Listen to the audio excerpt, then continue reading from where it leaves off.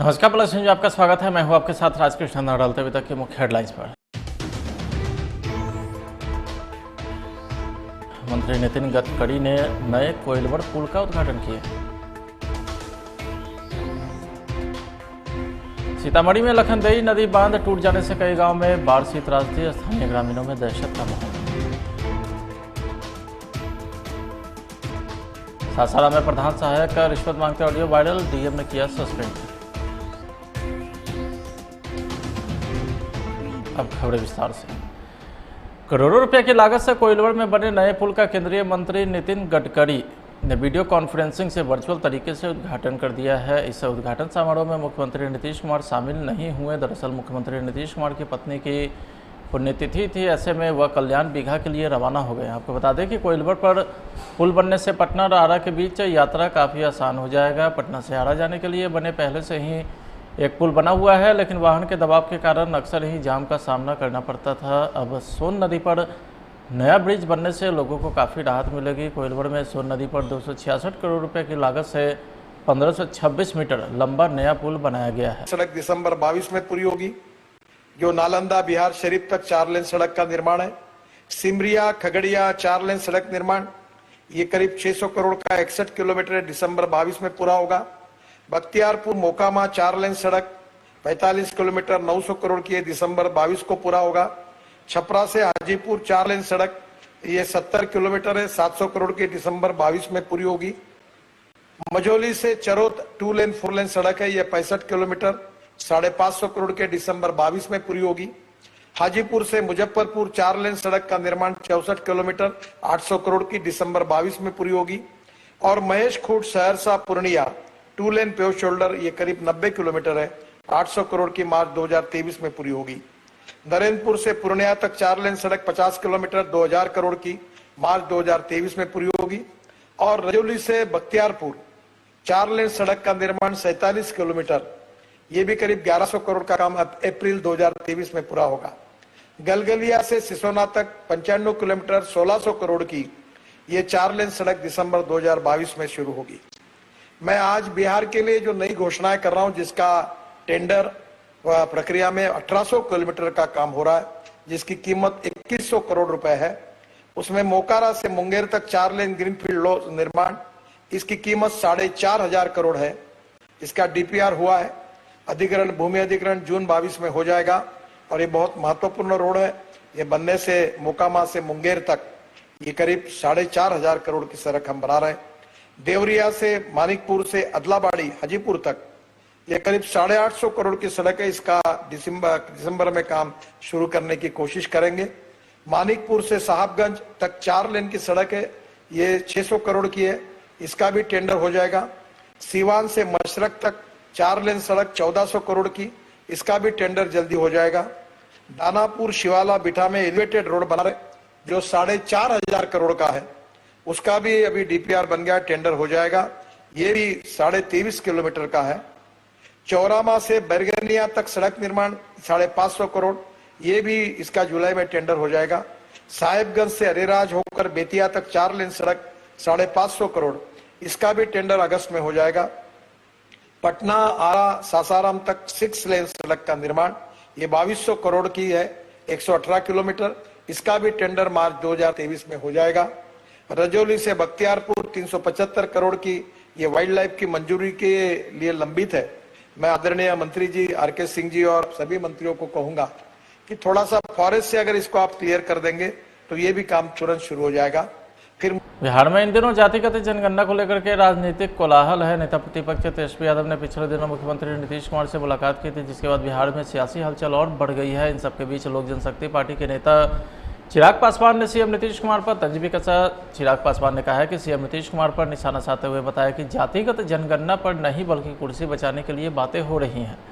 इसके अलावा चिराग पासवान ने राज्य में बढ़ रहे अपराध के साथ बीपीएससी की प्रारंभिक परीक्षा में लीक हुए प्रश्न पत्र को लेकर भी नीतीश कुमार को घेरा है। चिराग के द्वारा नीतीश कुमार पर लगातार हमला जारी है। अच्छा बताइए, ईमानदारी से क्या ये जातीय जनगणना को लेकर बातचीत हो रही है? क्या कुर्सी को बचाने को लेकर बातचीत हो रही है? भाई जातीय जनगणना तो बहाना है भाई। जातीय जनगणना अगर आपको करानी है आप करवाइए ना, मुख्यमंत्री आप प्रदेश के, कौन रोक रहा है आपको जातीय जनगणना कराने से? भाई केंद्र सरकार ने तो स्पष्ट कर दिया, आपके घटक दल ने आपको क्लियर कर दिया इस बात को लेकर कि भाई हम नहीं कराने वाले जातीय जनगणना। तो आप तो गए थे प्रधानमंत्री जी के पास भी, उस वक्त भी आप नेता प्रतिपक्ष को अपने साथ लेकर गए थे। तो आज 1 घंटे तक कमरे में बैठकर आप क्या बातचीत कर रहे हैं? आपको लग रहा है कि सही में जातीय जनगणना को लेकर बातचीत हो रही है? मुख्यमंत्री नीतीश कुमार जी जिस तरीके से, भाई बिहार की विडंबना भी यही रही है कि सिर्फ कुर्सी को बचाने को लेकर, आज की तारीख में 19 लाख रोजगार को लेकर कौन बात कर रहा है? मुख्यमंत्री जी के पास समय है, पैदल चलकर नेता प्रतिपक्ष जी की इफ्तार पार्टी में वो चले जाते हैं, पर ये समय नहीं है कि भैया जो शिक्षक यहाँ पर सर मुंडवा कर बैठे हैं उनके पास चले जाएं। उनके पास ये समय नहीं है कि भैया जो छात्र, जो अभ्यर्थी यहाँ पर परेशान हो रहे हैं उनके पास चले जाएं, पर उनके पास नेता प्रतिपक्ष जी की इफ्तार पार्टी में पैदल चलकर जाने का समय है, उनके साथ 1-1 घंटे बंद कमरे में बैठक करने का समय है। तो ये बैठक जातीय जनगणना को लेकर नहीं भैया, भविष्य बिहार की अगली सत्ता, अगली कुर्सी को कैसे पक्का किया जाए उसको लेकर ये बैठक। आपको लगता है आरजेडी प्लस जेडीयू का ये फॉर्मूला फिर से चल रहा है भीतर खाने में? क्यों नहीं चल सकता? चल रहा है। क्यों नहीं भाई? 2015 में नहीं चला था क्या? और जब उस वक्त चला था तो कितने लोगों को खबर हुई थी? 2017 में जब वापस मुख्यमंत्री नीतीश कुमार जी रातों रात एनडीए गठबंधन का हिस्सा बने, कितने लोगों को खबर हुई? बिहार के सीतामढ़ी जिले में दर्शकों से निर्जीव पड़ी लखनदेई नदी बांध टूट जाने से कई गांवों में बाढ़ से त्रासदी उत्पन्न हो गई। आपको बता दें कि सीतामढ़ी जिले के सोनवर्षा प्रखंड स्थित खाप खोपड़ाहा में सीएम नीतीश कुमार लखनदेई नदी की उड़ाही का निरीक्षण शुक्रवार को करने पहुंचे थे। इसी दौरान सीएम के द्वारा नए निर्माणाधीन बांध का निरीक्षण किया गया। सीएम ने बांध का निरीक्षण कर अधिकारी को कई दिशा निर्देश भी जारी किए, तो वहीं वापस हेलीपैड के लिए निकल पड़े। हेलीपैड पर जैसे ही नीतीश कुमार के हेलीकॉप्टर आसमान में उड़ी, वैसे ही बांध का भी सब्र टूट गया और पानी का तेज बहाव होने लगा। पानी इतनी तेज रफ्तार से बह रही थी कि गांव वालों के खेत से होते हुए गांव की तरफ बहने लगी, जिससे स्थानीय ग्रामीणों में दहशत का माहौल कायम हो गया। लोग डर से गांव की तरफ भागने लगे। स्थानीय लोगों ने बताया कि अगर पानी का इसी तरह बहती रही तो देर रात तक पानी गांव में प्रवेश कर जाएगा। स्थानीय ग्रामीणों का कहना है कि अभी नदी की यह स्थिति है तो बाढ़ के समय क्या होगा। खबर सासाराम से है, जहां सासाराम नगर निगम के प्रधान सहायक का एक ऑडियो वायरल हुआ है, जिसमें एक संवेदक सिक्योरिटी डिपॉजिट की राशि के भुगतान के लिए 50% कमीशन की मांग की जा रही। ऑडियो वायरल होने के बाद जिला प्रशासन ने अपने स्तर से जांच करवाई, जिसमें मामले को सही पाया गया, जिसके बाद जिलाधिकारी ने आरोपी प्रधान सहायक पप्पू कुमार को तत्काल निलंबित कर दिया है। ऑडियो क्लिप सासाराम नगर निगम के भ्रष्टाचार प्रधान सहायक बड़ा बाबू के खिलाफ में है और माननीय नगर आयुक्त महोदय के संरक्षण में नगर निगम के प्रधान सहायक पप्पू कुमार के द्वारा हमारा भाई नगर परिषद का संवेदक था और 3 वर्ष के बाद एसडी की राशि जो नियमानुसार वापस होता है उसी भुगतान। ये एसडी क्या होता है? एसडी सिक्योरिटी डिपॉजिट होती है और सिक्योरिटी डिपॉजिट 3 वर्ष के बाद वापस हो जाता है, लेकिन आज वह राशि वापस करने के लिए 8 महीना से चक्कर हमारा भाई काट रहा था। हमें पैसे की ज़रूरत थी, मैंने भाई से मदद मांगा, बोला कि भैया पैसा वहाँ पर नगर परिषद में पड़ा हुआ है, उसको अपने स्तर से थोड़ा सा देख लीजिए, परेशान कर रहा है लोग। तो उसी पैसे भुगतान के लिए मैंने नगर आयुक्त से भी बोला कि सर मेरा भुगतान है और आपके अंतिम प्रत्याशा में रुका हुआ और आपका प्रधान सहायक हमसे 50% घूस मांग रहा है। तो ये बताइए कि हम सामाजिक कार्यकर्ता 50% घूस दें, जो कि सिक्योरिटी मनी के कोई घूस नहीं होता है। अरे पान पत्ती मिठाई खा लिया वो अलग बात है, लेकिन इस तरह से वो बोला, हमको शॉर्ट लगा। मैंने तुरंत नगर आयुक्त से शिकायत किया। दुर्भाग्य है अविनाश बाबू, आप एक सोशल कार्यकर्ता हैं, जनता की बात उठाते हैं। एक आईएएस अफसर को शिकायत करने के बावजूद आज तक प्रधान सहायक अभी नगर परिषद में बैठा हुआ है। यह मामला 5 दिन पहले उनको सूचना दिया गया है। मजबूर होकर कल मुझे डीएम साहब के पास से अनुरोध करना पड़ा। मैंने डीएम साहब को अनुरोध किया और क्लिप को भेजा और 5 मिनट के बाद उन्होंने आदेश, आज जांच कमेटी बैठी थी, उसी की जांच में मैं आज डीएम कार्यालय आया था और सारे लोगों ने बयान लिया और जो रिश्वतखोर व्यक्ति जो था उसको ही बुलाया गया, उसने एक्सेप्ट किया कि हाँ हमने मेरी वीडियो है। तो ऐसे ऑडियो है या वीडियो है? ऑडियो। और ऐसे भ्रष्ट कर्मचारियों को कठोर से कठोर कार्रवाई होनी चाहिए और साथ में जो संरक्षण में मांगा गया, क्योंकि पैसा तो इसको देना नहीं, अधिकारी के संरक्षण में मांगा गया, तो इसकी तहकीकात बारीकी से जांच कर कठोर से कठोर कार्रवाई हो ताकि जिला का प्रशासन का छवि बना रहे। क्या नाम पड़ेगा आपका? मेरा नाम हुआ संजय बैस, मैं नगर भाजपा का पूर्व नगर महामंत्री हूँ। और एक मधुबनी जिले के राजनगर थाना में पुलिस ने गुप्त सूचना के आधार पर संजीत यादव हत्याकांड के नामजद 2 अपराधी को पुलिस ने गिरफ्तार किया है। दोनों अपराधी की पहचान राजनगर थाना क्षेत्र के अजीत यादव और कपिल देव यादव के तौर पर हुई है। ज्ञात हो कि कुछ दिन पूर्व ही 3 बाइक पर सवार 6 अपराधी ने दिन दहाड़े संजीत यादव को राजनगर थाना क्षेत्र स्थित मधुबनी झंझारपुर जाने वाले मुख्य सड़क के बगल में मोहनपुर गांव के Mithila hotel and family restaurant में ताबड़तोड़ फायरिंग कर गंभीर रूप से जख्मी कर दिया था। अपराधी के द्वारा चलाए गए कई गोली संजीत के जिस्म को छलनी कर दिया था, जिससे इलाज के लिए जाते वक्त उसकी रास्ते में ही मौत हो गई थी। 2 दिन पहले पाटलिपुत्र यूनिवर्सिटी में हुए विवाद की घटना के बाद अब छात्र और प्रबंधक आमने सामने आ गए हैं। मामले में जिस तरह से पीयू मैनेजमेंट ने छात्र नेता विकास यादव पर विकास बॉक्सर के खिलाफ मामला दर्ज कराया था, उसके बाद कॉमर्स कॉलेज के छात्र सड़क पर उतर आए। हाथों में तिरंगा लिए बड़ी संख्या में छात्र पाटलिपुत्र विश्वविद्यालय के सामने धरने पर बैठ गए तथा विश्वविद्यालय प्रबंधन के खिलाफ नारेबाजी शुरू कर दी। प्रदर्शन कर रहे छात्रों ने बताया कि छात्र नेता विश्वविद्यालय प्रबंधक ने झूठा आरोप लगाया है। छात्रों का कहना था कि यह सारा मामला 2 मई को हुए आंदोलन से जुड़ा है, जब विश्वविद्यालय में हो रहे आर्थिक घोटाले को लेकर प्रदर्शन किया गया था। यहाँ करोड़ों रुपया घोटाला किया जाता है। हमारे कुछ दिन पहले हमारे विकास भैया के नेतृत्व में हजारों लोग आए थे यहाँ पे। बीसी से बात हुआ, बीसी ने कहा 3 दिन में यहाँ पे जांच बैठेगी। जांच तो नहीं बैठा, लेकिन विकास भैया को झूठा इल्जाम लगा दिया गया है। हम विकास भैया के साथ है। क्या हो गया? उन पे FIR हुआ? उन पे FIR लगाया गया कि झूठा मारपीट की है। वो मारपीट नहीं की है। कल वो हमारे साथ थे, आज हम उनके साथ खड़े हैं। जब विकास भी अपने शांतिपूर्वक यहाँ पे आए, बीसी सर से बात की, जब 10 करोड़ का घोटाला के लेके, तो बीसी बोला गया कि 3 दिन के अंदर उसका जांच बैठाया जाएगा, जांच में जो होगा उससे किया जाएगा। जब उनसे ये बात हुआ, उसके बाद विकास भैया को कॉल किया गया कल के परसों के डेट में, और उनको गाली दिया गया कि तुम हो क्या, तुम क्या कर सकते हो। तब विकास भैया जब आराम शांतिपूर्वक बात करने आए थे तो उनके ऊपर हमला बोला गया और झूठ मूठ का बोला जाता है। विकास बॉक्सर हमला किया झूठे आरोप है। महेश मंडल सर जब 10 करोड़ का घोटाला किए थे, जब छात्र का बोला जाता है ये फी हो गया, वो फी हो गया, जब बोलता है लेट फाइन हो गया, ये फी हो, जब यूनिवर्सिटी में 10 करोड़ न मेरे कॉलेज में प्लेसमेंट होती है, जब पाटलिपुत्र यूनिवर्सिटी के सबसे टॉप 1 में 2 कॉलेज आती है, एन कॉलेज और कॉलेज ऑफ कॉमर्स, जिसमें MBA, BCA, BBM सब की पढ़ाई होती है, मगर प्लेसमेंट आज तक नहीं हुई है वहाँ पे। मान लीजिए हर गरीब का बच्चा यहाँ पर पढ़ने आता है, जब उनको प्लेसमेंट नहीं मिलेगी, जब प्लेसमेंट नहीं मिलेगी तो कहाँ से आगे बढ़ेगा? कोई गरीब का बच्चा कहाँ से कुछ कर पाएगा? उसके लिए विकास जब किए तो FIR दर्ज करवाया गया है। रात भर उनके घर पे पुलिस को भेजा जा रहा है गिरफ्तारी करने के लिए। मान लीजिए कोई छात्र नेता उठाया, उनके साथ हम रहेंगे ही रहेंगे। बाल विवाह कानूनी अपराध है, इसके लिए भी लोग बाल विवाह करने से बाज नहीं आते हैं। मधुबनी जिले में एक और बाल विवाह का मामला सामने आया है। चाइल्ड लाइन ने पुलिस के सहयोग से लदनिया थाना क्षेत्र अंतर्गत एक बाल विवाह को रुकवाया। लड़की के परिजनों को उसके बालिग होने तक उसका विवाह न करवाने को भी कहा है। चेतावनी दी है कि यदि इसके पहले विवाह करवाया तो कार्रवाई होगी। परिजन ने अपने 15 साल 3 महीने की बेटी की शादी तय कर दी। शुक्रवार को उसकी शादी होनी थी और शादी की तैयारियां चल रही थी। सूचना पर चाइल्ड लाइन की टीम ने गांव में पहुंचकर बालिग की शादी रुकवा दी। इस मौके पर child line sub centre Jaynagar के टीम मेंबर सविता देवी ने बताया कि कोई भी व्यक्ति अपनी नाबालिग बेटे या बेटी की शादी न करे, ऐसा करना अपराध है। हाँ, सब बोल रहे हैं जो 18 साल से पहले शादी नहीं करना चाहिए, लेकिन ये चीज़ हमें मालूम नहीं था। हम दोनों पति पत्नी बीमार रहते हैं। हम चाहते थे जो एक एक करके निकल जाएगा, हम समाज से भीख मांग मांग करके शादी करते हैं। इससे बड़ी लड़की को भी हम मांग करके किए थे, सब समाज का खर्चा से ही हुआ था।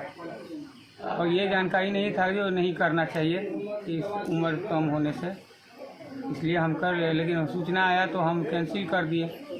अब जब तक उतना टाइम नहीं होगा 18 साल, उससे पहले हम नहीं करेंगे शादी। है भारत सरकार द्वारा 1098 इस पे कोई कंप्लेन किए हुआ था कि यहाँ गजहरा पंचायत में एक नाबालिग लड़की की शादी हो रही है। तो उसी विजिट के दौरान हम लोग यहाँ पर आए हैं, जहाँ बच्ची के माता पिता और ग्रामीणों से मिले हैं। उन लोग के द्वारा बातचीत किए हैं, जहाँ मुखिया उप मुखिया उपस्थित थे, चौकीदार उपस्थित थे, सभी से बातचीत किए हैं। विजिट के दौरान लड़की जो है ना नाबालिग पाई गई है। तो बच्ची के जो पिताजी हैं, हम उनसे भी अनुरोध किए हैं, ग्रामीणों से भी अनुरोध किए हैं, मुखिया सरपंच सबसे अनुरोध किए हैं कि शादी को रोकवा दिया जाए, ताकि बच्ची बालिग होने पे उनकी शादी करवाया जाए। तो शादी फिलहाल रुक गई है और इनसे आवेदन भी लिया गया है कि जब तक बच्ची बालिग नहीं होती है तब तक शादी नहीं होगी। यहाँ पे उपस्थित मुखिया जी हैं, चौकीदार हैं, आप सबसे ये इसकी जानकारी पूछ सकते हैं। मधुबनी जिले के खटौना प्रखंड के सिकटियाही निवासी ग्रामीण चिकित्सक जो बाबू बढ़ी थाना क्षेत्र के बड़ैल चौक पर निजी क्लिनिक चलाया करते थे, शुक्रवार शाम को मृतक अपने क्लिनिक पर ही गले में रस्सी डालकर आत्महत्या कर ली। मिली जानकारी के मुताबिक मृतक की पहचान अशोक सिंह पिता सूर्य नारायण सिंह के रूप में हुई है, जो सिकटियाही गांव का रहने वाला बताया जाता है।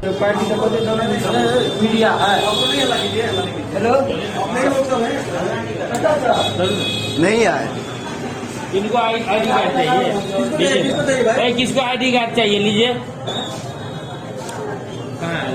लाश लेके चला गया। फिलहाल आज की खबर में इतना ही। आप देखते रहे प्लस न्यूज। नमस्कार। करोड़ों रुपए की लागत से कोइलवर में बने नए पुल का केंद्रीय मंत्री नितिन गडकरी ने वीडियो कॉन्फ्रेंसिंग से वर्चुअल तरीके से उद्घाटन कर दिया है। इस उद्घाटन समारोह में मुख्यमंत्री नीतीश कुमार शामिल नहीं हुए। दरअसल मुख्यमंत्री नीतीश कुमार की पत्नी की पुण्यतिथि थी, ऐसे में वह कल्याण बीघा के लिए रवाना हो गए। आपको बता दें कि कोइलवर पर पुल बनने से पटना और आरा के बीच यात्रा काफ़ी आसान हो जाएगा। पटना से आरा जाने के लिए बने पहले से ही एक पुल बना हुआ है, लेकिन वाहन के दबाव के कारण अक्सर ही जाम का सामना करना पड़ता था। अब सोन नदी पर नया ब्रिज बनने से लोगों को काफ़ी राहत मिलेगी। कोइलवर में सोन नदी पर 266 करोड़ रुपए की लागत से 1526 मीटर लंबा नया पुल बनाया गया है। सड़क दिसंबर 22 में पूरी होगी। जो नालंदा बिहार शरीफ तक 4 लेन सड़क का निर्माण है। सिमरिया खगड़िया 4 लेन सड़क निर्माण, ये करीब 600 करोड़ का 61 किलोमीटर दिसंबर 22 में पूरा होगा। बख्तियारपुर मोकामा 4 लेन सड़क 45 किलोमीटर 900 करोड़ की दिसंबर 22 को पूरा होगा। छपरा से हाजीपुर 4 लेन सड़क, ये 70 किलोमीटर है 700 करोड़ की दिसंबर 22 में पूरी होगी। मझौली से चरोत 2 लेन 4 लेन सड़क है, ये 65 किलोमीटर 550 करोड़ के दिसंबर 22 में पूरी होगी। हाजीपुर से मुजफ्फरपुर 4 लेन सड़क का निर्माण 64 किलोमीटर 800 करोड़ की दिसंबर 22 में पूरी होगी। और महेश खूट सहरसा पूर्णिया 2 लेन पेव शोल्डर, ये करीब 90 किलोमीटर है 800 करोड़ की मार्च 2023 में पूरी होगी। नरेंद्रपुर से पूर्णिया तक 4 लेन सड़क 50 किलोमीटर 2000 करोड़ की मार्च 2023 में पूरी होगी। और रजौली से बख्तियारपुर 4 लेन सड़क का निर्माण 47 किलोमीटर, ये भी करीब 1100 करोड़ का काम अप्रैल 2023 में पूरा होगा। गलगलिया से सिसोना तक 95 किलोमीटर 1600 करोड़ की ये 4 लेन सड़क दिसंबर 2022 में शुरू होगी। मैं आज बिहार के लिए जो नई घोषणाएं कर रहा हूं, जिसका टेंडर प्रक्रिया में 1800 किलोमीटर का काम हो रहा है, जिसकी कीमत 2100 करोड़ रुपए है।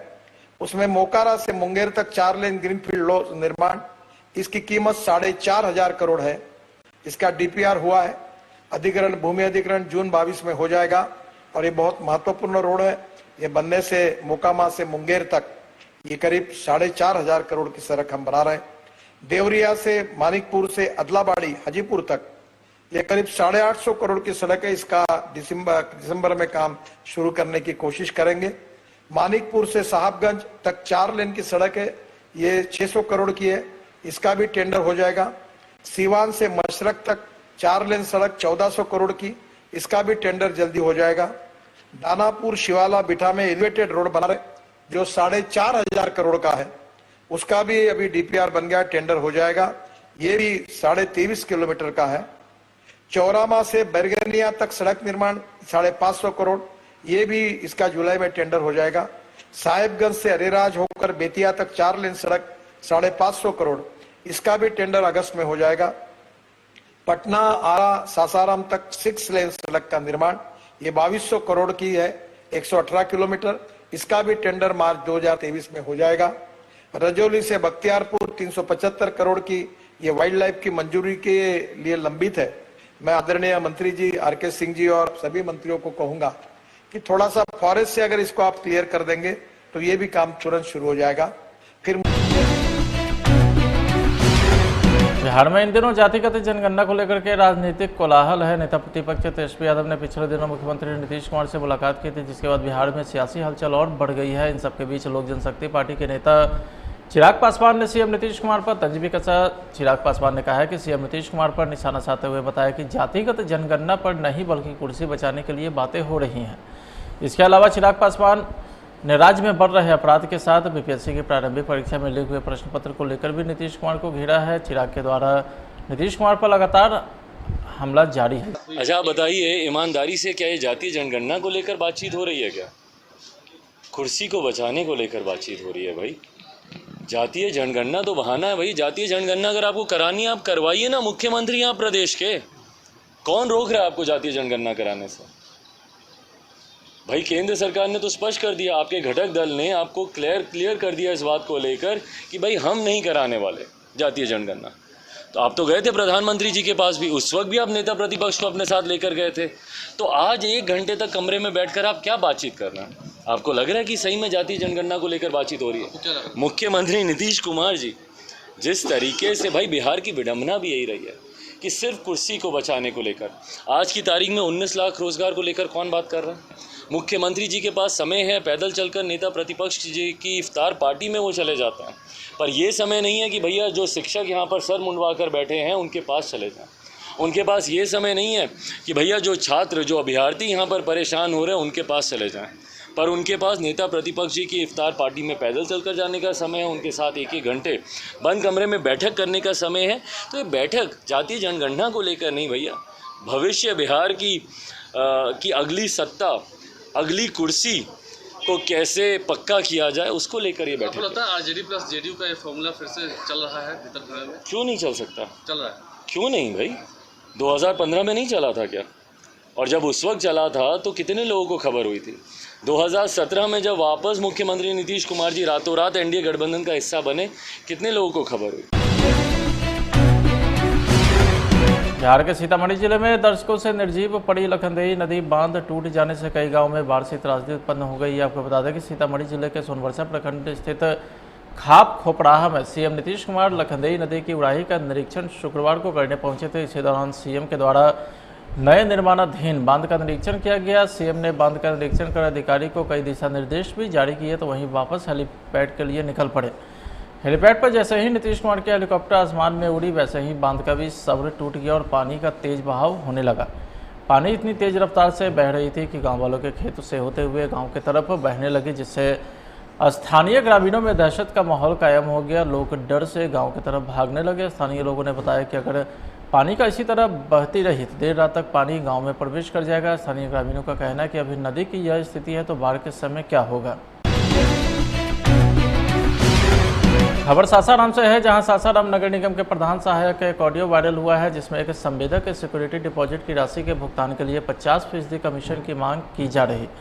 ऑडियो वायरल होने के बाद जिला प्रशासन ने अपने स्तर से जांच करवाई, जिसमें मामले को सही पाया गया, जिसके बाद जिलाधिकारी ने आरोपी प्रधान सहायक पप्पू कुमार को तत्काल निलंबित कर दिया है। ऑडियो क्लिप सासाराम नगर निगम के भ्रष्टाचार प्रधान सहायक बड़ा बाबू के खिलाफ में है और माननीय नगर आयुक्त महोदय के संरक्षण में नगर निगम के प्रधान सहायक पप्पू कुमार के द्वारा हमारा भाई नगर परिषद का संवेदक था और 3 वर्ष के बाद एसडी की राशि जो नियमानुसार वापस होता है, उसी भुगतान। ये एसडी क्या होता है? एसडी सिक्योरिटी डिपॉजिट होती है और सिक्योरिटी डिपॉजिट 3 वर्ष के बाद वापस हो जाता है। लेकिन आज वह राशि वापस करने के लिए 8 महीना से चक्कर हमारा भाई काट रहा था। हमें पैसे की ज़रूरत थी। मैंने भाई से मदद मांगा, बोला कि भैया पैसा वहाँ पर नगर परिषद में पड़ा हुआ है, उसको अपने स्तर से थोड़ा सा देख लीजिए, परेशान कर रहा है लोग। तो उसी पैसे भुगतान के लिए मैंने नगर आयुक्त से भी बोला कि सर मेरा भुगतान है और आपके अंतिम प्रत्याशा में रुका हुआ और आपका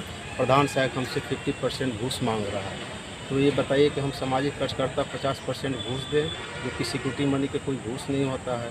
अरे पान पत्ती मिठाई खा लिया वो अलग बात है, लेकिन इस तरह से वो बोला, हमको शॉर्ट लगा। मैंने तुरंत नगर आयुक्त से शिकायत किया। दुर्भाग्य है अविनाश बाबू, आप एक सोशल कार्यकर्ता हैं, जनता की बात उठाते हैं। एक आईएएस अफसर को शिकायत करने के बावजूद आज तक प्रधान सहायक अभी नगर परिषद में बैठा हुआ है। यह मामला 5 दिन पहले उनको सूचना दिया गया है। मजबूर होकर कल मुझे डीएम साहब के पास से अनुरोध करना पड़ा। मैंने डीएम साहब को अनुरोध किया और क्लिप को भेजा और 5 मिनट के बाद उन्होंने आदेश से आज जांच कमेटी बैठी थी। उसी की जांच में मैं आज डीएम कार्यालय आया था और सारे लोगों ने बयान लिया और जो रिश्वतखोर व्यक्ति जो था उसको ही बुलाया गया। उसने एक्सेप्ट किया कि हाँ हमने मेरी वीडियो है। तो ऐसे ऑडियो है या वीडियो है? ऑडियो। और ऐसे भ्रष्ट कर्मचारियों को कठोर से कठोर कार्रवाई होनी चाहिए और साथ में जो संरक्षण में मांगा गया, क्योंकि पैसा तो इसको देना नहीं, अधिकारी के संरक्षण में मांगा गया, तो इसकी तहकीकात बारीकी से जांच कर कठोर से कठोर कार्रवाई हो ताकि जिला का प्रशासन का छवि बना रहे। क्या नाम पड़ेगा आपका? मेरा नाम हुआ संजय वैस, मैं नगर भाजपा का पूर्व नगर महामंत्री हूँ। और मधुबनी जिले के राजनगर थाना में पुलिस ने गुप्त सूचना के आधार पर संजीत यादव हत्याकांड के नामजद 2 अपराधी को पुलिस ने गिरफ्तार किया है। दोनों अपराधी की पहचान राजनगर थाना क्षेत्र के अजीत यादव और कपिल देव यादव के तौर पर हुई है। ज्ञात हो कि कुछ दिन पूर्व ही 3 बाइक पर सवार 6 अपराधी ने दिन दहाड़े संजीत यादव को राजनगर थाना क्षेत्र स्थित मधुबनी झंझारपुर जाने वाले मुख्य सड़क के बगल में मोहनपुर गांव के Mithila hotel and family restaurant में ताबड़तोड़ फायरिंग कर गंभीर रूप से जख्मी कर दिया था। अपराधी के द्वारा चलाए गए कई गोली संजीत के जिस्म को छलनी कर दिया था, जिससे इलाज के लिए जाते वक्त उसकी रास्ते में ही मौत हो गई थी। 2 दिन पहले पाटलिपुत्र यूनिवर्सिटी में हुए विवाद की घटना के बाद अब छात्र और प्रबंधक आमने सामने आ गए हैं। मामले में जिस तरह से पीयू मैनेजमेंट ने छात्र नेता विकास यादव पर विकास बॉक्सर के खिलाफ मामला दर्ज कराया था, उसके बाद कॉमर्स कॉलेज के छात्र सड़क पर उतर आए। हाथों में तिरंगा लिए बड़ी संख्या में छात्र पाटलिपुत्र विश्वविद्यालय के सामने धरने पर बैठ गए तथा विश्वविद्यालय प्रबंधन के खिलाफ नारेबाजी शुरू कर दी। प्रदर्शन कर रहे छात्रों ने बताया कि छात्र नेता विश्वविद्यालय प्रबंधक ने झूठा आरोप लगाया है। छात्रों का कहना था कि यह सारा मामला 2 मई को हुए आंदोलन से जुड़ा है, जब विश्वविद्यालय में हो रहे आर्थिक घोटाले को लेकर प्रदर्शन किया गया था। यहाँ करोड़ों रुपया घोटाला किया जाता है। हमारे कुछ दिन पहले हमारे विकास भैया के नेतृत्व में हजारों लोग आए थे यहाँ पे। बीसी से बात हुआ, बीसी ने कहा 3 दिन में यहाँ पे जांच बैठेगी। जांच तो नहीं बैठा, लेकिन विकास भैया को झूठा इल्जाम लगा दिया गया है। हम विकास भैया के साथ है। क्या हो गया? उन पे FIR हुआ? उन पे FIR लगाया गया कि वो झूठा मारपीट की है। वो मारपीट नहीं की है। कल वो हमारे साथ थे, आज हम उनके साथ खड़े हैं।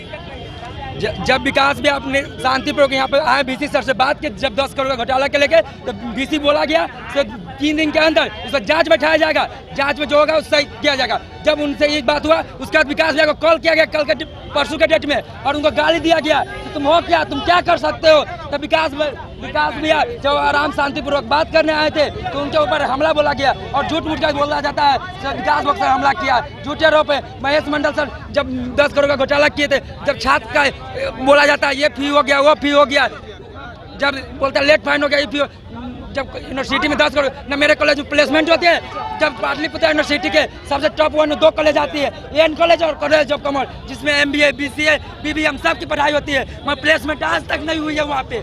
मान लीजिए हर गरीब का बच्चा यहाँ पर पढ़ने आता है, जब उसको प्लेसमेंट नहीं मिलेगी, जब प्लेसमेंट नहीं मिलेगी तो कहाँ से आगे बढ़ेगा? कोई गरीब का बच्चा कहाँ से कुछ कर पाएगा? उसके लिए विकास भैया जब किए तो FIR दर्ज करवाया गया है। रात भर उनके घर पे पुलिस को भेजा जा रहा है गिरफ्तारी करने के लिए। मान लीजिए कोई छात्र नेता उठाया, उनके साथ हम रहेंगे ही रहेंगे। बाल विवाह कानूनी अपराध है, इसके लिए भी लोग बाल विवाह करने से बाज नहीं आते हैं। मधुबनी जिले में एक और बाल विवाह का मामला सामने आया है। चाइल्ड लाइन ने पुलिस के सहयोग से लदनिया थाना क्षेत्र अंतर्गत एक बाल विवाह को रुकवाया। लड़की के परिजनों को उसके बालिग होने तक उसका विवाह न करवाने को भी कहा है। चेतावनी दी है कि यदि इसके पहले विवाह करवाया तो कार्रवाई होगी। परिजन ने अपने 15 साल 3 महीने की बेटी की शादी तय कर दी। शुक्रवार को उसकी शादी होनी थी और शादी की तैयारियां चल रही थी। सूचना पर चाइल्ड लाइन की टीम ने गांव में पहुंचकर बालिग की शादी रुकवा दी। इस मौके पर child line sub centre Jaynagar के टीम मेंबर सविता देवी ने बताया कि कोई भी व्यक्ति अपनी नाबालिग बेटे या बेटी की शादी न करे, ऐसा करना अपराध है। हाँ, सब बोल रहे हैं जो 18 साल से पहले शादी नहीं करना चाहिए, लेकिन ये चीज़ हमें मालूम नहीं था। हम दोनों पति पत्नी बीमार रहते हैं। हम चाहते थे जो एक एक करके निकल जाएगा, हम समाज से भीख मांग मांग करके शादी करते हैं। इससे बड़ी लड़की को भी हम मांग करके किए थे, सब समाज का खर्चा से ही हुआ था। और ये जानकारी नहीं था जो नहीं करना चाहिए कि उम्र कम होने से, इसलिए हम कर रहे, लेकिन सूचना आया तो हम कैंसिल कर दिए। अब जब तक उतना टाइम नहीं होगा 18 साल, उससे पहले हम नहीं करेंगे शादी। है भारत सरकार द्वारा 1098 इस पे कोई कंप्लेन किए हुआ था कि यहाँ गजहरा पंचायत में एक नाबालिग लड़की की शादी हो रही है। तो उसी विजिट के दौरान हम लोग यहाँ पर आए हैं, जहाँ बच्ची के माता पिता और ग्रामीणों से मिले हैं, उन लोग के द्वारा बातचीत किए हैं, जहाँ मुखिया उप मुखिया उपस्थित थे, चौकीदार उपस्थित थे, सभी से बातचीत किए हैं। विजिट के दौरान लड़की जो है ना नाबालिग पाई गई है, तो बच्ची के जो पिताजी हैं हम उनसे भी अनुरोध किए हैं, ग्रामीणों से भी अनुरोध किए हैं, मुखिया सरपंच सबसे अनुरोध किए हैं कि शादी को रोकवा दिया जाए, ताकि बच्ची बालिग होने पे उनकी शादी करवाया जाए। तो शादी फिलहाल रुक गई है और इनसे आवेदन भी लिया गया है कि जब तक बच्ची बालिग नहीं होती है तब तक शादी नहीं होगी। यहाँ पे उपस्थित मुखिया जी हैं, चौकीदार हैं, आप सबसे ये इसकी जानकारी पूछ सकते हैं। मधुबनी जिले के खटौना प्रखंड के सिकटियाही निवासी ग्रामीण चिकित्सक जो बाबू बढ़ी थाना क्षेत्र के बड़ैल चौक पर निजी क्लिनिक चलाया करते थे, शुक्रवार शाम को मृतक अपने क्लिनिक पर ही गले में रस्सी डालकर आत्महत्या कर ली। मिली जानकारी के मुताबिक मृतक की पहचान अशोक सिंह पिता सूर्य नारायण सिंह के रूप में हुई है, जो सिकटियाही गांव का रहने वाला बताया जाता है।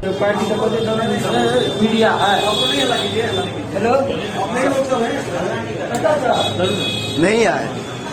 किनको आई कार्ड चाहिए? किसको ID कार्ड चाहिए? लीजिए। लाश लेके चला गया।